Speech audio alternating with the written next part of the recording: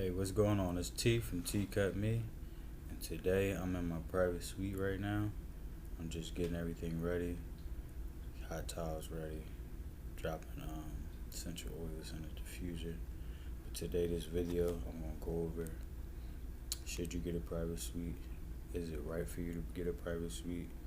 What's the advantages, the disadvantages, and if it is for you, when should you do it?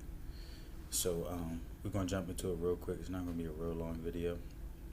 I'm gonna go over the benefits real quick, starting now.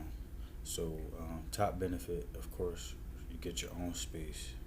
Um, no better thing, no better feeling than having your own space. Everybody should know if you have your own apartment, whether it's own car, own room, own anything. That's gonna be the best feeling in the world.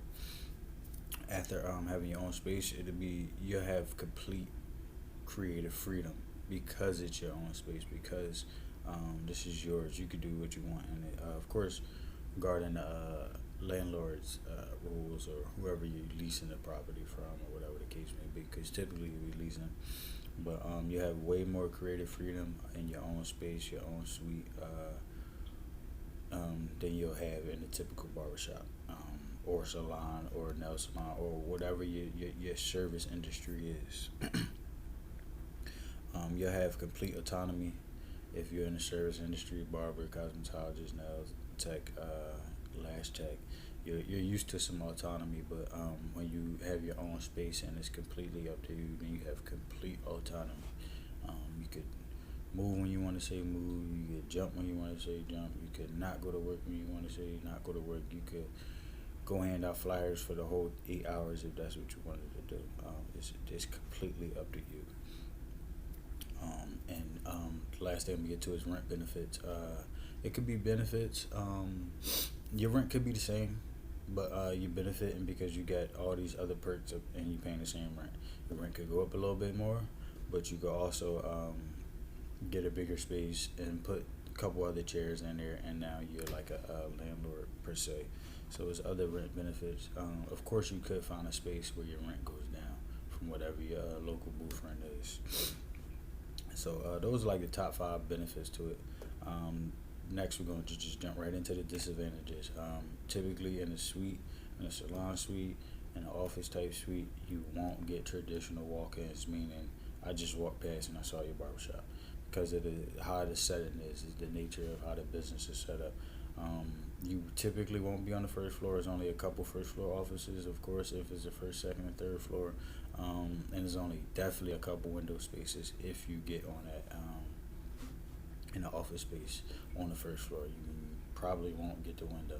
So if you get the window, that's super ideal. It's rare, but if you get the window, try to get the window so you can get that walk-in traffic. But typically you won't get that walk-in traffic, and you'll have to combat that other ways by just social media marketing, marketing other ways and stuff like that as well.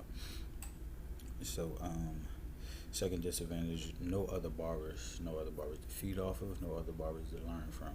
So if you've been in a barbershop, you know sometimes working around busy barbers, they can't cut everybody.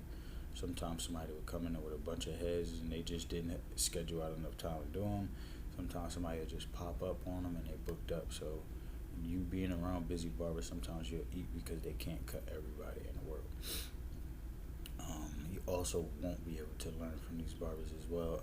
If you have veteran barbers in your barbershop, or you had a couple barbers that you just learned from a lot,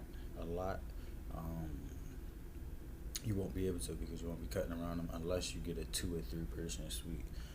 Generally don't see them no bigger than 3, but I mean, I assume it could go up to 5 people, given the right space and the right, I guess, planning out. What's the third disadvantage? You kind of lose like the typical barbershop feel. You stand to gain other things. Some people like the more private feel, but you lose that typical barbershop feel because you're not in that big social setting. You won't be up in there. It'll be a more private setting, more one-on-one. Maybe if you had a couple other barbers in there, which it will open it up to being a little bit more social too as well. But you won't get that like that barbershop feel exactly per se. let's get to the last one. Complete autonomy. Now that is a perk, and it can also be a disadvantage.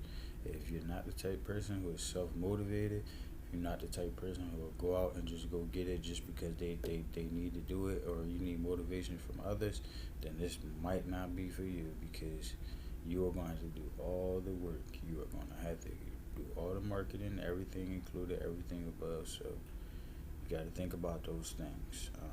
You got to have enough clientele. Make sure you learned enough. Also, you got to make sure you learned enough. Do not move out the shop without learning enough. But this is T from TCUTME.com.